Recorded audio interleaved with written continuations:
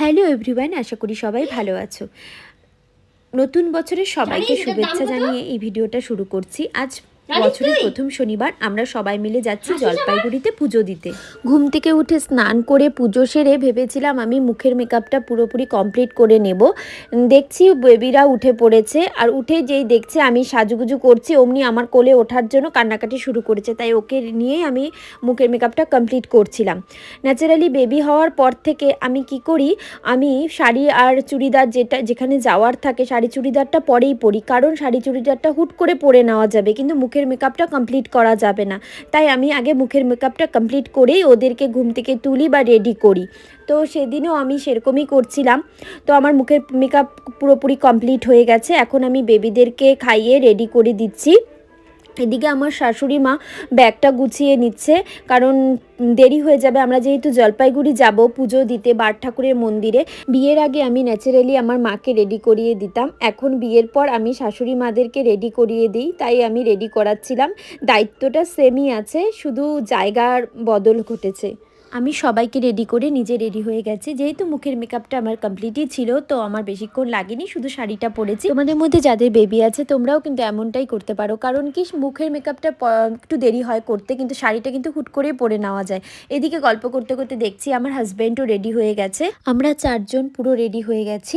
দেখো আরেকজনের কি আনন্দ, ঘুরতে যাবে বলে নিচেই চলেছে বাবার কোলে। আমি ওদের মধ্যে একটা জিনিস লক্ষ্য করেছি, যে ওরা যখন বাইরে ঘুরতে যায় তখন ওরা খুব আনন্দ পায়। আমরা সবাই গাড়িতে উঠে পড়লাম। ব্যাগগুলোর মধ্যে আমাদের কিছুই নেই, সবই হচ্ছে বেবিদের জন্য। সমস্ত খাবার, জামা কাপড় সব কিছু নিয়ে নিয়েছি, যদি রাস্তাঘাটে দরকার পড়ে। অনেকক্ষণের ব্যাপার আছে। শিলিগুড়ি থেকে জলপাইগুড়ি যেতে বেশিক্ষণ লাগে না, তাড়াতাড়ি পৌঁছে যাব। বাচ্চা নিয়ে কি আর সাজা, আমাকে অলরেডি চুল টানতে টানতে পাগলি বানিয়ে দিচ্ছে, মানে লন্ডভন্ড করে দিচ্ছে আমার সাজা। মাথায় যে কটা চুল আছে সে কটাও টেনে ছেড়ে দিবে, এটাই ওর টেন্ডেন্সি। অলরেডি আমরা জলপাইগুড়ি বার ঠাকুরের মন্দিরে পৌঁছে গেছি। মন্দিরের পাশে একটি কল থেকে আমরা পুজো দেওয়ার জন্য হাত ধুয়ে নিলাম। পুজোর জন্য সব ভোগ রেডি করা হচ্ছে। মন্দিরের পাশের একটা দোকান থেকে আমি লেবু, লঙ্কা, তিল, তেল, পাঁচটা প্রদীপ কিনে নিলাম। যেহেতু আমরা সবাই উপোস, তাই আমরা অঞ্জলি দিচ্ছিলাম। তারপর আমরা তিল তেল অর্পণ করলাম।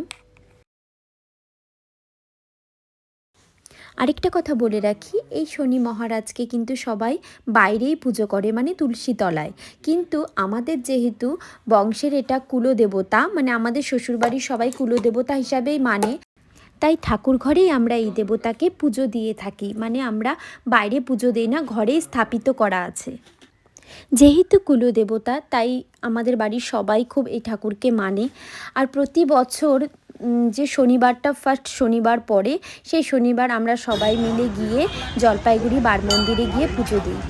শুনেছি বিয়ের আগে নাকি আমার বড় দাদু যখন জীবিত ছিল তখন বাড়িতেই বড় করে পুজো হতো। এখন তো আর বড় দাদু নেই, তাই জলপাইগুড়িতে গিয়েই পুজো দেওয়া হয়।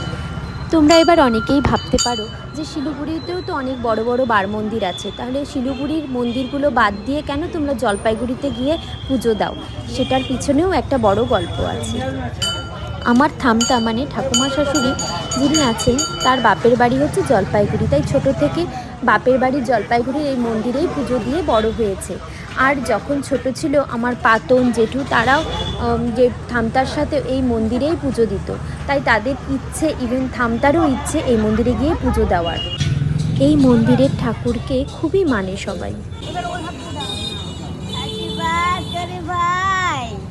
তুমি ভালো থাকো, উন্নতি করো, পড়াশোনা করবো না।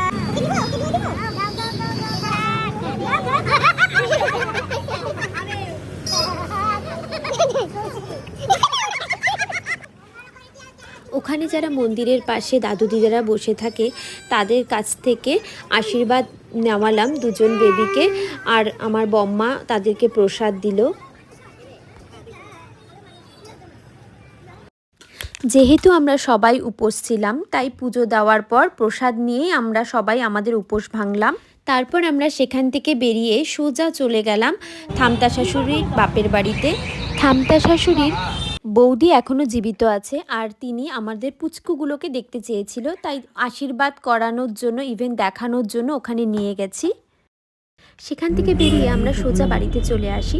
আজকের ভিডিও এতটুকুই। সবাই তোমরা কমেন্টে জানিও ভিডিওটা কেমন লাগলো। আজকের মতো টাটা, চলো বাই, সবাই ভালো থেকো।